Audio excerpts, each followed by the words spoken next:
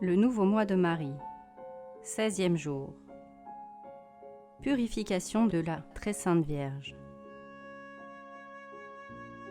Quel sacrifice s'offrit alors par les mains de Marie? Elle présenta, elle dévoua au Père éternel l'adorable victime, le divin agneau qui devait effacer un jour par sa mort les péchés de tous les hommes.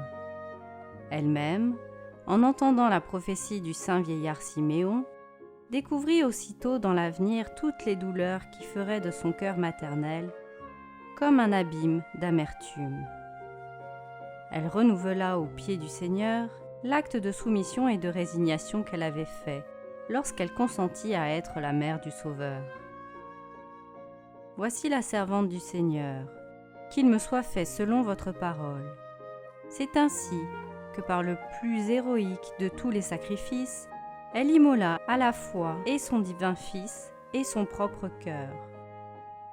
Enfants de Marie, imitez votre mère, qu'un feu sacré s'emparant de votre âme, vous ne respiriez que sacrifice pour votre Dieu. N'ayez point de repos, que tout ce qui est en vous ne lui appartienne sans réserve. Et qu'en Maître absolu, il ne règne sur vos sens, sur votre esprit, sur votre cœur. Mais comment, mon cher Théotime, parvenir jamais à cet heureux état, si vous ne délivrez entièrement votre âme du tyran qui l'opprime malgré sa feinte douleur, du monstre qui la déchire, tout en paraissant la flatter en amour de votre passion dominante. Passion dominante, méditation. Tâchons, mon cher Théotime, de saisir le caractère de ce qu'on appelle la passion dominante. Ensuite, nous en chercherons les marques et les suites funestes, et nous indiquerons les remèdes. 1. Caractère de la passion dominante. Nous avons tous en nous le germe de toutes les passions, mais en chacun de nous, il y en a une qui domine les autres, qui forme comme le fond de notre être. Dans l'un, c'est une vivacité qui s'irrite de la moindre contradiction. Pour la plus légère opposition, on s'échauffe, on s'aigrit, on s'échappe en termes de mépris, en domination injurieuse. Tel aurait été saint François de Sales, s'il eût suivi l'impétuosité de son caractère. Mais la piété qu'il suça comme le lait lui servit à corriger ce penchant d'une nature violente et fougueuse, le rendit dès ses premières années un des plus zélés serviteurs de Marie et le modèle admirable d'un parfait congréganiste. À l'école de cette Vierge pleine de bonté, de douceur, de clémence, il apprit tellement à maîtriser sa colère que dans les circonstances les plus critiques, on ne remarqua jamais en lui le plus léger signe d'impatience, mais toujours une qualité d'âme et de douceur inaltérable. Dans un autre, c'est l'orgueil qui prend 1000 formes différentes. Tantôt, il se montre ouvertement, il veut toujours s'élever, toujours être distingué des autres. Il ne rêve qu'honneur, qu'emploi éclatant, que succès et triomphe en tout genre. Tantôt, plus timide et plus couvert, il se cache lui-même sous la modestie apparente. Mais ensuite, il apparaît tel qu'il est, ou bien il nourrit dans son cœur des dépits secrets, des ennuis qui le rongent. Qu'on ait l'air de l'oublier, de lui préférer les autres, l'orgueil s'irrite. Qu'on paraisse le louer, l'estimer, l'admirer, il s'enfle d'une manière aussi ridicule qu'elle est digne de compassion. Saint François Xavier aurait été la victime de cette funeste passion, si saint Ignace ne lui eût appris moins à la détruire qu'à la tourner vers le Seigneur. Et cet orgueil et cette ambition, s'étant changé en zèle, donna à l'Église l'apôtre des Indes et du Japon. Dans un troisième, c'est un fond d'indolence et de paresse, un état d'engourdissement et de léthargie. On ne sait rien, on n'est capable de rien. Les jours, les semaines, les mois, peut-être les années, se passent, sans qu'on soit avancé d'un pas, toujours projetant et n'exécutant jamais, commençant toujours sans jamais rien finir. Combien d'autres passions dominantes dont le détail nous mènerait trop loin? Un flux de paroles qui ne sait point s'arrêter, une malignité qui déchire sans cesse le prochain, un commencement de sordide avarice, une vanité puérile et ridicule pour les avantages les plus faibles, un penchant au mensonge ou à la duplicité. On peut réduire tout cela à 2 passions, mères des autres. L'orgueil, qui rapporte tout à soi, et la sensualité ou la paresse, qui ne veut se gêner en rien. De ces 2 passions, soyez-en sûr, mon cher Théotime, il y en a une qui domine en nous, et peut-être que l'autre n'est pas sans y exercer quelque emprise. Cette passion dominante, nous pouvons la regarder comme notre plus mortel ennemi. Oh, qu'il nous importe de la combattre! Mais pour cela, il faut la connaître. Demandez cette précieuse connaissance par vos prières, dans une retraite, dans une confession générale, durant ce mois de salut et de bénédiction. Implorez les lumières de l'Esprit Saint, le secours de Marie. Dites-vous à vous-même, avec Saint Jean Chrysostome, « Je sais, à n'en point douter, que mon ennemi le plus rusé, le plus dangereux, le plus cruel est caché dans mon cœur. Oh, si je pouvais le connaître! Eh bien, voici quelques marques pour vous aider à découvrir votre défaut dominant. 2. Marques et suites funestes de la passion dominante. C'est 1. Celle qui est la source la plus ordinaire de tous les autres péchés. La connaissez-vous? Parlons plus clairement encore. 2. Celle qui trouble davantage le repos de votre âme et vous cause le plus de remords. 3. Celle qui est la matière la plus ordinaire de vos confessions. Si ces marques ne suffisent pas, j'en ajoute une 4e, faites-y attention. C'est le défaut le plus cher à votre cœur. Qu'on attaque les autres, vous n'y êtes pas trop sensible, mais touchez à celui-ci, à ce favori, à ce bien-aimé, et vous touchez à la prunelle de l'œil. Voilà la passion dominante, voilà l'ennemi. Et mon cher Théotime, l'ennemi le plus digne de votre exécration. Après l'avoir connu, il faut le détester, et pour le détester, une seule réflexion suffit. Pensez-y bien, mon cher Théotime. Si vous avez l'affreux malheur de vous perdre, cette pensée me fait frémir, et vous sans doute avec moi. Hélas, oui, si vous avez l'affreux malheur de vous perdre, c'est votre défaut dominant qui vous damnera. Il a damné tous ceux qui sont maintenant en enfer, et il damnera tous ceux qui y descendront. En effet, c'est l'endroit faible de votre âme. Il y a là une brèche à la muraille, et si la place est prise un jour, c'est par là que le démon s'en rendra maître. Comme aussi, si vous fortifiez cet endroit, si vous y faites bonne garde, vous tiendrez bon et vous triompherez, je vous le garantis. Si vous terrassez ce Goliath, tous les autres Philistins seront vaincus et prendront la fuite. Triste état que celui d'une âme qui laisse régner la passion dominante.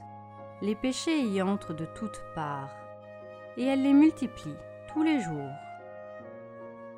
De là, l'affaiblissement progressif des forces de l'âme, la tyrannie de l'habitude, les ténèbres qui vont tous les jours croissant. Souvent, hélas, pour dernier résultat, l'impénitence et la réprobation. Heureux et sages ceux qui prennent le parti de combattre cet ennemi funeste. Courage, mon cher Théotime, quand je vous supposerai esclave depuis longtemps de la passion dominante la plus impérieuse, la plus tyrannique, songez que les grâces sont plus abondantes que les difficultés, les secours plus puissants que les ennemis. 3. Remède à la passion dominante. Je ne ferai que vous les indiquer. 1er. Une généreuse résolution. Les demi-vertus, les demi-justices, les demi-volontés peuvent bien arrêter pour quelque temps la fougue des passions, mais jamais elles ne procureront une véritable victoire. Et bientôt la passion dominante, prenant le dessus, exercera d'une manière tyrannique son cruel empire sur nos âmes. Second, la sainte habitude de l'examen, et surtout de l'examen particulier. Ce retour quotidien sur soi-même dispose l'homme à se précautionner sur les fautes qu'il a commises le jour précédent. Cette obligation, qu'il s'est imposée volontairement de se rendre compte de toutes ses pensées, le rend plus vigilant et plus attentif sur le mal qu'il doit éviter et sur le bien qu'il doit pratiquer. Ce retour salutaire acquérera, mon cher Théotime, une nouvelle efficacité. Si à l'exemple de ce roi de Syrie dont parle l'Écriture sainte, qui près de livrer bataille au roi d'Israël, ordonna à tous ses officiers de ne combattre contre qui que ce soit soldat, soit capitaine, mais de diriger tous les traits contre le seul Achab. Si, dis-je, à son exemple, vous ordonnez à toutes les puissances de votre âme de réunir toutes leurs forces contre le vice qui est en vous, comme le roi de tous les autres, enfin, mon cher Théotime, à cette ferme détermination, à cet usage de l'examen, ajoutez une confiance filiale en Marie et vous serez vainqueur. Exemple. Le plus frappant de tous est celui du perfide Judas, que sa passion dominante porta à vendre son maître et son Dieu. En voilà un autre qui appartient au premier siècle de l'Église. Il vous montrera jusqu'à quel point une passion dominante aveugle, captive et endurcit les âmes, et en même temps que le pouvoir de Marie égale sa bonté. Le fameux Théophile, si connu par sa chute et par sa pénitence, était économe de l'église d'Adana, et d'une vertu si reconnue et si révérée qu'on avait voulu l'élever à l'épiscopat. Mais on ne put vaincre le refus constant qu'il fit de cette dignité. Quelque irréprochable que fût sa vie, il ne laissa pas de trouver des gens mal intentionnés qui l'accusèrent d'avoir dilapidé les revenus de l'Église dont il avait l'intendance. Et les choses allèrent si loin que son évêque le déposa de sa charge. Cet affront lui fut très sensible, et au lieu d'étouffer les premiers sentiments de vengeance qui s'élevèrent dans son âme, il ouvrit son cœur à cette terrible passion. Ne trouvant point de résistance, elle s'accrut avec rapidité, et bientôt elle fit d'un saint prêtre un malheureux apostat. Théophile, outré de dépit, résolut de se venger, à quelque prix que ce fût, et pour satisfaire la passion qui le dominait, il eut recours à l'enfer. Un juif impie, auquel il s'adressa, lui promit de le satisfaire, à condition qu'il ferait tout ce qui lui serait ordonné. Théophile, aveuglé par son ressentiment, consentit à tout. Le ministre du démon le mène durant la nuit sur une place publique, après l'avoir averti de ne pas s'épouvanter de ce qu'il verrait, et surtout de ne pas faire le signe de la croix. Quelque fermeté qu'eût fait paraître Théophile, il fut saisi de frayeur à la vue du spectacle qui se présenta à ses yeux. C'était une assemblée confuse au milieu de laquelle paraissait le démon assis sur un trône. Le juif fait approcher Théophile et implore pour lui le secours du prince des ténèbres. Le démon le promet, mais à condition qu'il renoncera à Jésus et à Marie. Cette proposition fit d'abord frémir Théophile, mais l'amour de la vengeance l'emporte sur toute autre considération.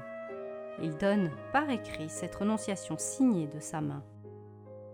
Cependant, la Providence disposa tellement les choses que dès le lendemain, l'évêque, instruit de la fausseté des accusations dont on avait noirci Théophile à ses yeux, le fait venir à l'église, lui fait réparation devant tout le monde et le rétablit dans sa charge. Si cet acte solennel le consola de l'affront qu'il avait essuyé, d'un autre côté, son ressentiment s'étant adouci, il commença à voir l'énormité de son apostasie et à éprouver les remords de sa conscience. Ses efforts pour les étouffer ne firent que les rendre plus terribles et plus déchirants. Bourrelé intérieurement jour et nuit, et frappé de la terreur des jugements de Dieu, il versait des torrents de larmes, il se roulait par terre, affligeait son corps par des veilles, des jeûnes et d'autres pénitences, sans néanmoins se trouver consolé par un seul rayon d'espérance. Ce qui menait le comble à son désespoir, c'est qu'il avait renoncé à sa sainte mère, elle qui eût été son unique ressource pour obtenir le pardon de son crime. De sorte qu'il voyait toutes les avenues de la grâce fermées et condamnées pour lui. Cependant, la pensée des miséricordes de Marie lui revint et l'enhardit un peu. Ne voyant que sa main secourable qui put le tirer de ce profond abîme, il va dans une chapelle qui lui était dédiée. Il se prosterne devant son image, et tout baigné de larmes, le visage contre terre, il lui adresse ces paroles. Vierge sainte, l'avocate des hommes et le refuge des pécheurs, je confesse à la face du ciel et de la terre que je suis indigne de la grâce que je vous demande, à cause du crime que j'ai commis contre votre Fils et contre vous. Mais encouragé par vos bontés, je viens me jeter à vos pieds, et je vous conjure, par cette miséricorde dont les plus grands pécheurs ont ressenti les effets, d'avoir compassion d'un malheureux qui s'est laissé tromper par le démon. Vous seul pouvez apaiser votre Fils, justement irrité contre moi. À qui aurais-je recours si vous m'abandonnez ? Vous n'avez jamais rejeté les vœux des pécheurs pénitents. Serais-je le premier qui n'aura pu vous fléchir par ses larmes ? Présentez à votre Fils la résolution sincère où je suis, de vivre désormais et de mourir fidèle à son service. Après 40 jours de prière, de larmes, d'austérité, l'auguste Mère de Dieu lui apparaît. Et après lui avoir représenté la grandeur de sa faute, elle lui fait prononcer une nouvelle profession de foi, notamment sur la divinité de son Fils et sur sa qualité de juge des vivants et des morts.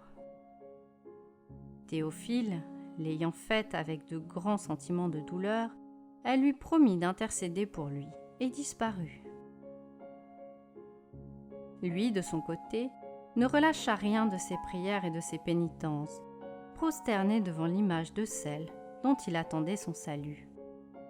Son attente ne fut pas vaine, cette mère de bonté lui apparut une seconde fois et lui dit avec un visage doux et riant : « Théophile, consolez-vous, j'ai présenté à Dieu vos larmes et vos prières, et il les a reçues favorablement. Souvenez-vous seulement de conserver jusqu'à la mort la fidélité que vous avez jurée à mon Fils et à moi. » Cette grâce si longtemps attendue inonda Théophile de consolation. Cependant, un souvenir le tourmentait encore. C'était l'acte de renonciation resté entre les mains de son ennemi. Il conjura la Sainte Vierge de mettre le comble à ses bontés, en retirant cette funeste cédule. Et, 3 jours après, à son réveil, il la trouva sur sa poitrine. On ne peut exprimer quelle fut sa joie. Le jour suivant, qui était un dimanche, lorsque l'évêque se fut rendu à l'église, Théophile vint se jeter à ses pieds, lui raconta ce qui lui était arrivé, lui remit l'obligation qu'il avait passée avec le démon et le pria de la faire lire devant le peuple assemblé. Le bon prélat, tout attendri, le relève et l'embrasse avec tendresse, donnant 1000 bénédictions au Sauveur et à sa Sainte Mère. Il fait ensuite brûler cet écrit devant toute l'assemblée, qui criait avec des transports de joie et de compassion : « Seigneur, ayez pitié de lui !» L'évêque, ayant fait faire silence, achève la messe et donne la communion à cet illustre pénitent. Celui-ci, ayant reçu le corps du Sauveur, se retira dans la chapelle de la Sainte Vierge, où il avait obtenu sa grâce, et après y être resté quelque temps en prière, il sentit les premières atteintes d'une maladie qui lui annonça que Dieu l'appelait à lui. En effet, peu de jours après, ayant mis ordre à ses affaires domestiques, il dit adieu aux fidèles assemblés, publiant jusqu'au dernier soupir les louanges de Dieu et de l'Auguste Marie. Pratique. Demandez à votre confesseur qu'il vous aide à connaître et vous indique les moyens de combattre votre passion dominante. Et regardez comme un jour malheureux celui où vous n'aurez rien fait contre elle.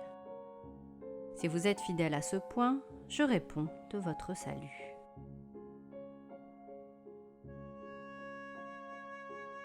Merci d'avoir écouté cette lecture. Elle vous est proposée en donation libre et consciente. Pour réaliser votre don, c'est très simple. Rendez-vous sur laetitia.pro/donation. Et si vous avez aimé cette lecture, soyez libre de vous abonner à la chaîne ou simplement de cliquer j'aime ou de la partager. Merci d'avance. Belle journée à vous. Et à bientôt.